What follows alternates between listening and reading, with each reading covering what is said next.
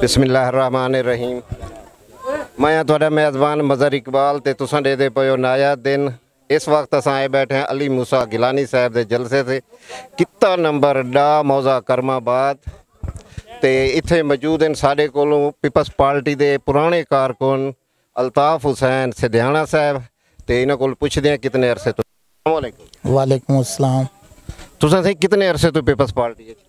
तकरीबन साडा खानदान 35 साल तो जड़ा ना पीपल्स पार्टी के नाल है और असा नज़रियाती पीपल्स पार्टी लवर्स हैं और मुस्तकिल असा पीपल्स पार्टी की हमायत और मैं ज़ाती तौर पर भी ये समझना कि पीपल्स पार्टी अज भी पाकिस्तान की बेहतरीन जमात है, क्योंकि पीपल्स पार्टी वो वह जमात है जिहड़े आम तबके का मजदूर का दिहाड़ीदार का सिविल सर्वेंट का मुकदमा लड़ती है। बाकी जमातों की निस्बत सरमाएदार दी जमातें PTI हो गई, PTI हो गई, नून लीग हो गई। इसका अंदाज़ा तुम इस तो ला सकते हो इस टाइम जेडे मीडिया चैनल्स हैं या मीडिया मालकान हैं वो सारे सरमायादार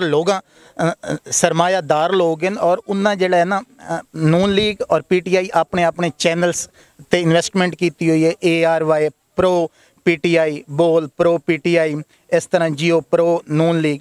जबकि असल आम तबके की जी जमात है वो पीपल्स पार्टी है और पीपल्स पार्टी की मैं ज़ाती तौर पर समझना कि कमज़ोरी है कि जेड़ी इस मुल्क वास्ते उन्हें खिदमात सर अंजाम दी हैं वो अपन खिदमात प्रिंट मीडिया के थ्रू, इलैक्ट्रॉनिक मीडिया के थ्रू या सोशल मीडिया के थ्रू लोगों तक नहीं पहुँचा सकी और आम बंदे जड़ा है ना तक आवाज़ नहीं पहुँची।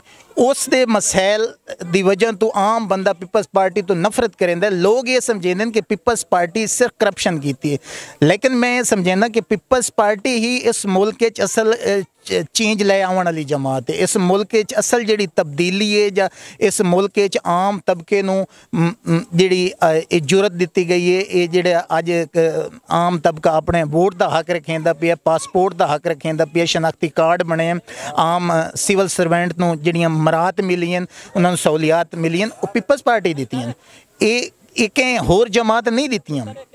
तुसां जरदारी साहब की बड़ी किरदार कशी की वेंदी है, गिलानी साहबान ते बड़े इल्ज़ामात लगाए वेंदे। ये जिहड़ी साबका हुकूमत आई 2008 तो 2013 तक वो देख लो भाई जरदारी साहब का क्या किरदार ही है। जरदारी साहब जड़ा है ना बजात एज ए प्रेजिडेंट उन्हें अपनी एक तनख्वाह नहीं वसूल की। दूजा जरदारी साहब जड़ा है ना अपने टनोर के अंदर अपने इख्तियारात पार्लीमान नूं दे दिते हैं। जरदारी साहब जड़ा है ना ते गिलानी साहब ने एक खसूसी तौर पर मेहरबानी की आम तबके वास्ते, दिहाड़ीदार तबके वास्ते कि उन्हें अपने 150% तनख्वाहां वधाइयां। उस तो बाद नून लीग की 5 साल हुकूमत आई है, उन्हें कोई खास किरदार नहीं अदा किया, इतना ज़्यादा तनख्वाहां नहीं वधाइयां। PTI तो बिल्कुल नहीं वधाइयां, महंगाई 6-7 गुना हो गई है, लेकिन तनख्वाहां 1 गुना ही नहीं वधियां। तो आम आदमी बड़ा डिस्टर्ब होया।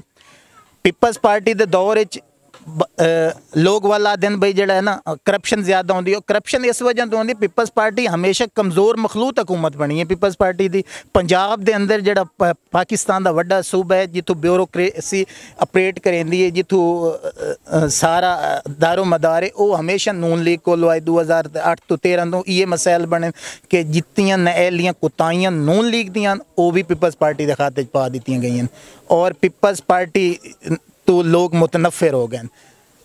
इंशाल्लाह पीपल्स पार्टी कम बैक करे सी, गिलानी खानदान भी कम बैक करेंदा भी है। इस दफ़ा इंशाल्लाह सैयद अली मूसा गिलानी बहुत वड्डे मार्जन तो ये इलेक्शन जितदे पैन और ये साबित करे सन कि गिलानी खानदान भी हमेशा तो सियासत की है, खिदमत की सियासत की है।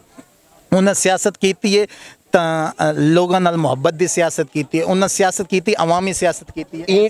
टाइम तुहाडे लुठड़ क्या अल्हम्दुलिल्लाह साढ़े लुठड़ शहर के हालात बहुत अच्छे ने और मैं अल्लाह का शुक्र अदा करें ना कि जेड़ा साडा लुठड़ शहर है ना उत्थों का माहौल बड़ा घुटा माहौल है।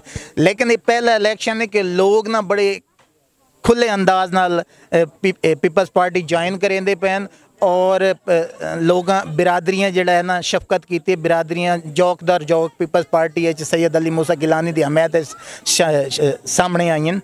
इस तो पहलू उत्थां सिर्फ मकामी जेडे धड़े हैं ना उन्हां दा एक खौफ रोब दबदबे की वजह तो ना वोटर घुटन का शिकार है। लेकिन ये अली मूसा साहब क्योंकि निकले यूसीस तक आम बंदे तक, तो आम बंदे नू थोड़ा बहुत ओदा यानी कि ना एज मिले। ओके ओके, मेहरबानी साईं, थैंक यू, अल्लाह हाफिज़। वालेकुम।